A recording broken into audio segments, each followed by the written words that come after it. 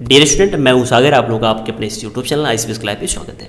और जैसा कि आप लोग जानते हैं कि इसमें हम लोग पढ़ रहे हैं प्रश्नावली 6.5 और पिछले की वीडियो में हम लोगों ने प्रश्नावली 6.5 में क्वेश्चन नंबर 3 जिसमें नियर अबाउट 7 या 8 क्वेश्चन थे उसको हम लोगों ने अच्छी तरीके से देखा था, ठीक है। और आज की इस वीडियो में हम लोग उसी क्रम में आगे चलेंगे और क्वेश्चन नंबर 3 के आएंगे जितने भी क्वेश्चन है उसको हम लोग अच्छी तरीके से देखेंगे, ठीक है। तो अगर आप क्वेश्चन नंबर 1, 2 और 3 लगाना चाहते हैं तो उस वीडियो का लिंक आपको नीचे डिस्क्रिप्शन बॉक्स में मिल जाएगा, वहाँ जाकर उसकी पढ़ाई कर सकते हैं, ठीक है। और हाँ, मैंने उच्चिष्ट और निम्निष्ट के कॉन्सेप्ट का एक वीडियो बनाया था जिसमें मैंने बताया था कि उच्चिष्ट मान निम्निष्ट मान क्या होता है, उसको कैसे निकालते हैं। तो उसमें सारे कॉन्सेप्ट के बारे में बताया था। तो अगर आपने उस कॉन्सेप्ट की वीडियो को नहीं देखा है तो पहले आप जाकर उस वीडियो को जरूर देखिए, क्योंकि आपका जो उच्चिष्ट और निम्निष्ट से रिलेटेड जो कॉन्सेप्ट है ना वो अच्छी तरीके से क्लियर हो जाएगा। और अगर आपका कॉन्सेप्ट अच्छी तरीके से क्लियर हो गया तो आपके लिए प्रश्नावली 6.5 बहुत ही आसान हो जाएगी, ठीक है। तो अगर आप उस वीडियो को देखना चाहते हैं तो उस वीडियो का लिंक आपको नीचे डिस्क्रिप्शन बॉक्स में मिल जाएगा, वहाँ जाकर उसको देख सकते हैं, ठीक है। अब आइए चलते हैं प्रश्नावली की ओर और देखते हैं क्वेश्चन नंबर 4। तो देखिए क्वेश्चन नंबर 4 क्या है। तो क्वेश्चन नंबर 4 कह रहा है कि सिद्ध कीजिए कि निम्नलिखित फलों का उच्चतम मान या निम्नतम मान नहीं है। अब देखिए, उच्चतम मान का मतलब होता है उच्चिष्ट मान और निम्नतम मान का मतलब होता है निम्निष्ट मान। तो क्या सिद्ध कीजिए कि फलों का उच्चिष्ट और निम्निष्ट मान होता ही नहीं है, मतलब होगा ही नहीं। तो आइए देख लेते हैं। यहाँ पे 3 सवाल है। तो पहला क्वेश्चन देख लेते हैं क्या है। तो पहला क्वेश्चन है f(x) बराबर ex, यही है ना। सबसे पहले ये क्वेश्चन है। तो सबसे पहले काम क्या करते हैं, इसका डिफरेंशिएट करते हैं। तो डिफरेंशिएट करोगे तो हो जाएगा f' बराबर क्या हो जाएगा ex का डिफरेंशिएट क्या होता है, तो ex ही होता है, ठीक है। और जैसे f' का मान निकलेगा तुरंत आप लिखोगे उच्चिष्ट या निम्निष्ट, उच्चिष्ट या निम्निष्ट। सबसे पहले डिफरेंशिएट कर लेना और डिफरेंशिएट करने के बाद लिख देना आप उच्चिष्ट या निम्निष्ट के लिए, ठीक है। तो पहले आप इतना लिख देना और इतना लिखने के बाद जो f' है ना उसको 0 के बराबर कर देना। तो f' बराबर क्या हो गया, 0 हो गया कि नहीं। अब f' की वैल्यू क्या थी, तो f' की वैल्यू थी ex, e⁻x बराबर क्या हो जाएगा 0, ठीक है। अब मैं आपको बता दूँ एक चीज़, x का मतलब होता है कि x एक रियल नंबर है। यहाँ पे आप लिख सकते हो या आप लोग जानते ही हैं, या ऊपर कहीं लिख दो या यहीं पे लिख दो, x एलिमेंट है r, ठीक है। तो x एक रियल नंबर है और रियल नंबर का मतलब होता है वास्तविक संख्या। वास्तविक संख्या क्या होती है, तो रूट के अंदर जो माइनस संख्या होती है ना, जैसे रूट में -3 हो गया, रूट में -6 हो गया, रूट में -20 हो गया, ये रूट के अंदर जो माइनस वाली संख्याएं होती हैं ना, अगर उनको हम छोड़ दें तो बाकी जो भी संख्याएं बचती हैं उसको बोलते हैं वास्तविक संख्या। बाकी अनंत को छोड़ देना, अनंत माने क्या, इनफाइनाइट, माइनस इनफाइनाइट और प्लस इनफाइनाइट, इन सबको छोड़ देना तो बाकी जो भी बचेगा उसको बोलते हैं वास्तविक संख्या। और हम लोग जानते हैं जो ई की वैल्यू होती है वो क्या होती है, ई की वैल्यू होती है 2.303, ये होती है ई की वैल्यू। और बराबर क्या है, x बराबर 0। देखो इस x ना, x के स्थान पे कुछ भी रख दो आप, तो इस x के स्थान में अगर आप कुछ भी रखोगे तो इस पूरे की वैल्यू 0 कभी होगी ही नहीं। कह रहा है कि बराबर 0। हम लोग जानते हैं कि x का मान निकालने के लिए इतना करना पड़ता है, ठीक है। तो यहाँ से आप कह दोगे कि x का मान नहीं निकलेगा, और x का मान नहीं निकलेगा तो आप साफ साफ कह सकते हो कि जो f'(x)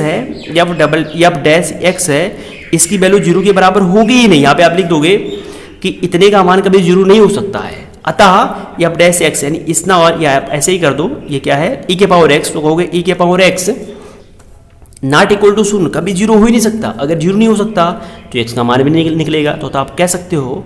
और x का मान नहीं निकलेगा, ध्यान दो, पहले जब f'(x) होगा तभी तो उच्चिष्ट निम्निष्ट मान निकाल पाओगे। तो यहाँ पे f'(x) की वैल्यू 0 के बराबर हो ही नहीं सकती है। ex की वैल्यू 0 के बराबर होगी ही नहीं। और जब ex की वैल्यू 0 के बराबर ना हो, यानी f'(x) की वैल्यू 0 के बराबर ना हो, तो आप कह सकते हो कि फलन का ना ही उच्चिष्ट मान निकलेगा ना ही निम्निष्ट मान निकलेगा, ठीक है। तो ये हो गया। अब चलते हैं, देखते हैं क्वेश्चन नंबर 2। तो देखिए क्वेश्चन नंबर 2 क्या है। तो क्वेश्चन नंबर 2 को पहले ये है, इसको हम उतार देते हैं। तो ये है क्वेश्चन नंबर 2। सबसे पहले क्या करोगे, इसका डिफरेंशिएट करोगे, और डिफरेंशिएट करोगे ना तो ये हो जाएगा g'(x), और इसका डिफरेंशिएट करोगे तो हो जाएगा 1/x, ठीक है। इतना हो गया। इसके बाद तुरंत यहाँ पे आप लिखोगे उच्चिष्ट या निम्निष्ट के लिए, आपको यहाँ पे लिखना पड़ेगा उच्चिष्ट या निम्निष्ट के लिए। और जैसे इतना लिखोगे तुरंत g' जो x है ना उसकी वैल्यू 0 के बराबर होती है। 0 के बराबर होती है तो आ जाओ, यहाँ पे क्या है g' की वैल्यू क्या है 1/x, तो लिखोगे 1/x, और बराबर क्या 0। यहाँ से हमारा मेन थे क्या होता है x का मान निकालना।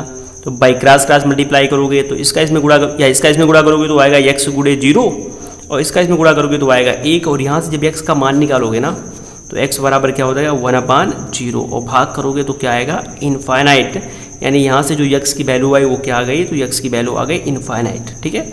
और हम लोग जानते हैं, ध्यान दो कि यहाँ पर जो x की वैल्यू थी, किताब में भले ही नहीं दिया है लेकिन x की वैल्यू जो है वो रियल नंबर है, x एलिमेंट है R के, x की वैल्यू रियल नंबर है, तो आप कह सकते हो कि x की वैल्यू रियल नंबर आई ही नहीं। तो x की वैल्यू अगर रियल नंबर नहीं आई तो आप पता भी नहीं कर सकते हो कि उच्चिष्ट मान ये उच्चिष्ट हुआ कि निम्नलिखित। तो आप कह सकते हो कि x का मान ज्ञात नहीं किया जा सकता है, और अगर x का मान नहीं ज्ञात किया जा सकता है तो उच्चिष्ट निम्नलिखित मान नहीं निकलेगा। ठीक है, या आप कह सकते हो कि x एक रियल नंबर है और यहाँ पे x का मान रियल नंबर नहीं आ रहा था, उच्चिष्ट और निम्नलिखित मान नहीं निकल सकता है। ठीक है, तो ये भी हो गया। अब चलते हैं क्वेश्चन नंबर 3 की ओर। क्वेश्चन नंबर 3 क्या है, यही चीज़ सिद्ध करना था हमको कि ये सिद्ध क्या करना था कि सिद्ध करो कि ये ना तो उच्चिष्ट होगा ना ही निम्नलिखित होगा। तो सिद्ध हो जा रहा है कि x ये चूंकि ये फलन ना तो उच्चिष्ट होगा ना ही निम्नलिखित होगा। ठीक है, अब देखते हैं क्वेश्चन नंबर 3 क्या कह रहा है। तो क्वेश्चन नंबर 3 यही है कि hx बराबर इतना दिया हुआ है, इसको भी वही करना है। तो पहले डिफरेंशिएट कर लो, डिफरेंशिएट करोगे तो हो जाएगा h डैश x बराबर, इसका डिफरेंशिएट करोगे तो हो जाएगा 3x स्क्वायर और यहाँ पे हो जाएगा 2x, यहाँ पे x का डिफरेंशिएट 1 हो जाएगा और 1 का 0 हो जाएगा।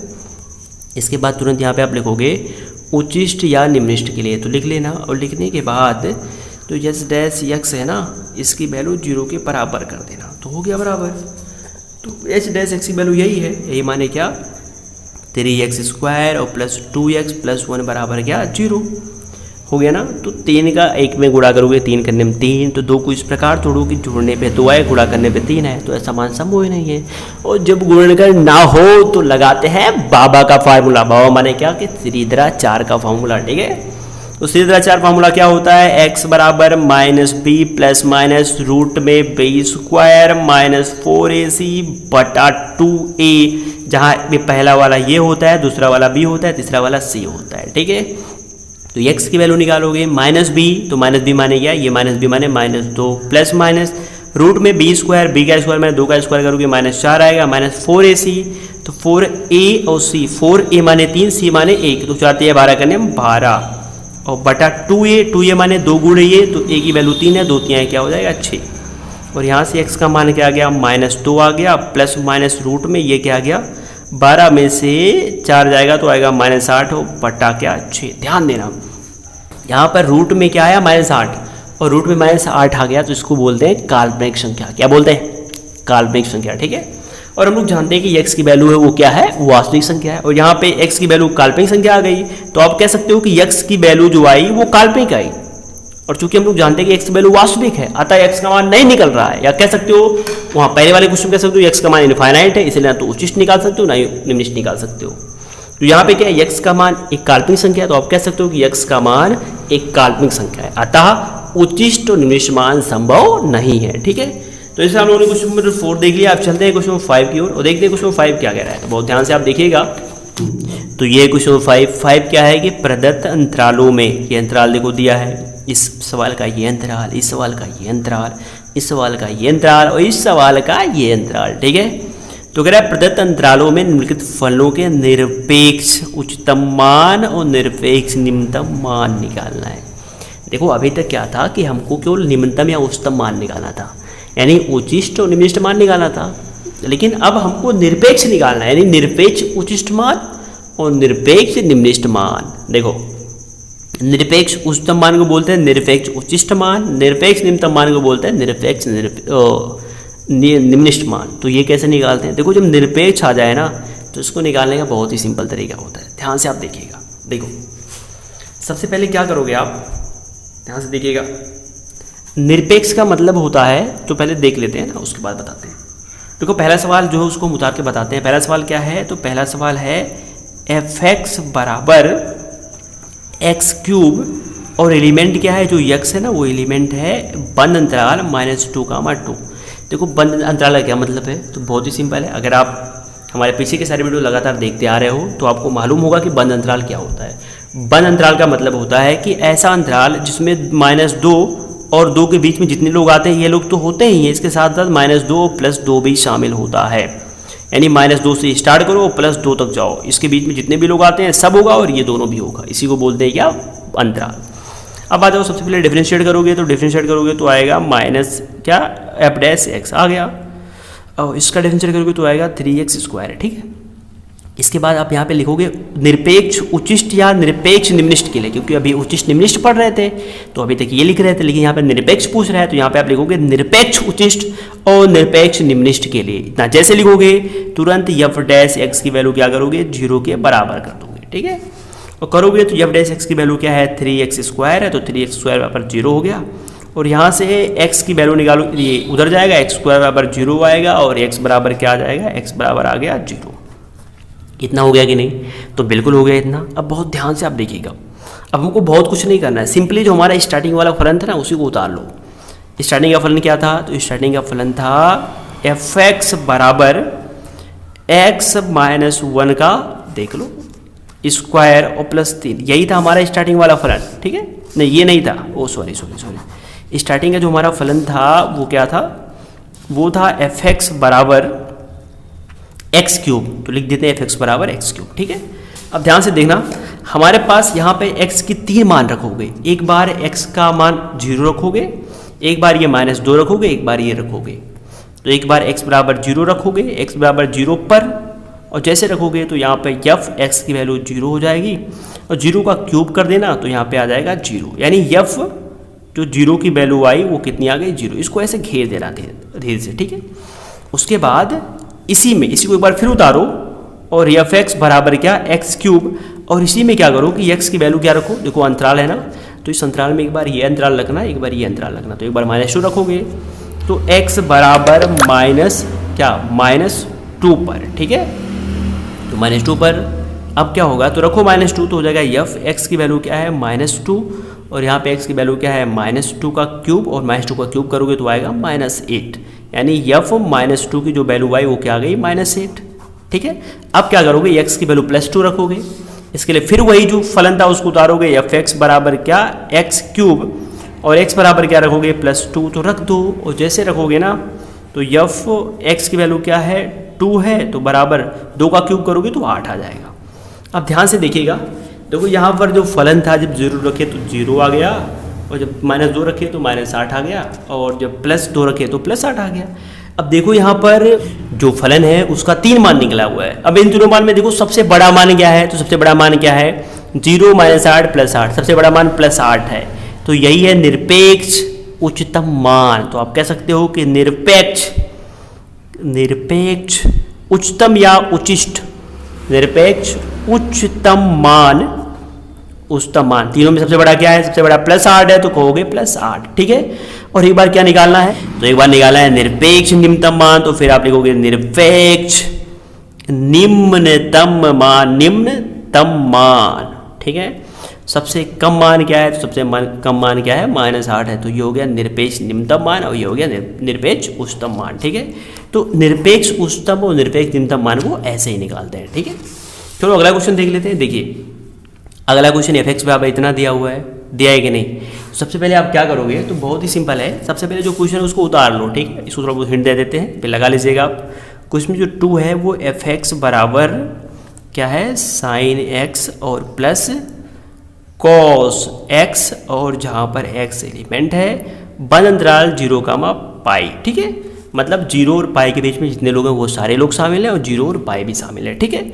सबसे पहले डिफरेंशिएट करोगे तो हो जाएगा एफ डैश एक्स, और बराबर साइन एक्स का डिफरेंशिएट करोगे तो क्या आएगा, कॉस एक्स, और कॉस एक्स का करोगे तो आएगा -sin x, ठीक है। इसके बाद यहाँ पे लिखूंगे निरपेक्ष निम्नतम या निरपेक्ष उच्चतम मान के लिए, ठीक है। और इतना करने के बाद तुरंत क्या करोगे, एफ डैश जो एक्स है ना उसकी वैल्यू 0 के बराबर कर दोगे। तो देखो एफ डैश एक्स की वैल्यू यही है, यहाँ पे रख दो, तो क्या है, इसकी वैल्यू है cos x और माइनस क्या, sin x, ठीक है, बराबर 0, ठीक है।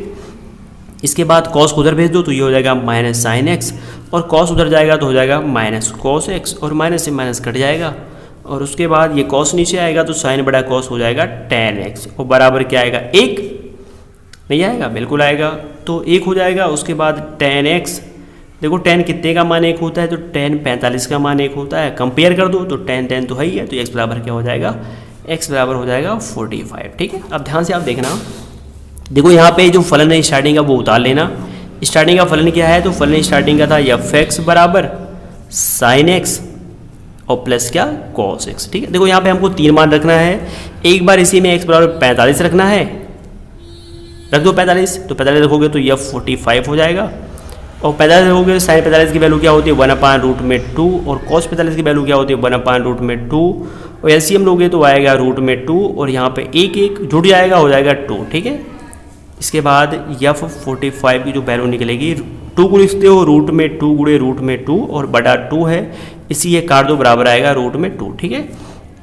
तो यहाँ 45 मैंने रख दिया। अब आप क्या करोगे, एक बार 0 रख दोगे, एक बार पाई रख दोगे, पाई माने 180, ठीक है। इसी फलन में आप रख दोगे और रखने के बाद 3 मान निकलेगा, एक मान ये निकल गया और 2 मान और निकलेंगे। उसमें जो सबसे बड़ा मान होगा तीनों में उसको आप बोल देना कि निरपेक्ष उच्चतम मान है, जो सबसे कम मान होगा वो निरपेक्ष निम्नतम मान होगा, ठीक है। तो जैसे मैंने पहला लगाया वैसे आप एक्जैक्टली क्वेश्चन नंबर दूसरा भी लगा लीजिएगा, ठीक है। अब बात आती है क्वेश्चन नंबर 3 की, तो देखते हैं क्वेश्चन नंबर 3 क्या कह रहा है। तो ये भी कुछ नहीं करना है, सेम वैसे ही करना है। देखो पहले क्या है, तो क्वेश्चन नंबर 3 यही है, तो पहले डिफरेंशिएट कर दो, डिफरेंशिएट करोगे तो हो जाएगा f' और 4x का डिफरेंशिएट 4 हो जाएगा, 1/2 को रहने दो ऐसे, x² का डिफरेंशिएट क्या हो जाएगा 2x, 2 से 2 कट जाएगा और f' बराबर क्या आएगा 4 - x, इतना आ गया, इतना आ गया ना। इसके बाद यहाँ पे लिखोगे निरपेक्ष उच्चतम या निरपेक्ष निम्नतम मान के लिए, ठीक है। और लिखने के बाद f' है ना उसको 0 के इसको 0 के बराबर कर दोगे। f' की वैल्यू क्या है 4 - x है बराबर 0, x की वैल्यू निकालोगे तो -x उधर जाएगा तो -4, इसी कटेगा तो x बराबर क्या आ गया 4। अब देखो इस अंतराल क्या था, तो अंतराल था x एलिमेंट है -2 गामा 9/2 के, ठीक है। तो देखो एक बार क्या करना है, ये फलन उतार लेना है यहाँ पे, यहाँ कहीं उतार लो, नीचे उतार लो या कहीं उतार लो, ठीक है। और फलन को उतारने के बाद एक बार क्या करना है, उसमें 4 रख देना, एक बार -2 रख देना, एक बार 9/2 रख देना, तो 3 मान निकलेगा। तीनों में जो सबसे बड़ा मान निकलेगा वो निरपेक्ष उच्चतम रहेगा, जो सबसे छोटा मान निकलेगा वो निरपेक्ष निम्नतम रहेगा, ठीक है। तो इस तरह आप इसको लगा लीजिएगा।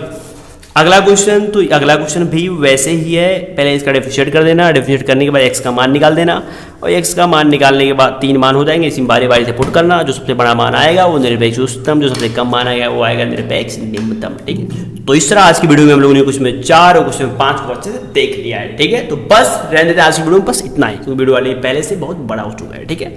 बाकी जो आगे क्वेश्चन है उसको देखेंगे एक नए वीडियो में, मतलब पार्ट 5 में। तो अगर आपको पार्ट 5 नीचे कहीं दिख रहा है तो वहाँ से आप देख के पार्ट 5 को पढ़ लो, नहीं तो उस वीडियो का लिंक मैं आपको नीचे डिस्क्रिप्शन बॉक्स में दे दूँगा, वहाँ से आप पढ़ लीजिएगा, ठीक है। तो बताइए वीडियो आपको कैसा लगा, आप नीचे कमेंट बॉक्स में कमेंट कर जरूर बताइए, आपके कमेंट से मुझे ऐसे और वीडियो बनाने का मोटिवेशन मिलता है, ठीक है। तो फिर मिलते हैं अगली वीडियो में, तो अगले बाय, टेक केयर, जय हिंद और आप लोगों का प्यारा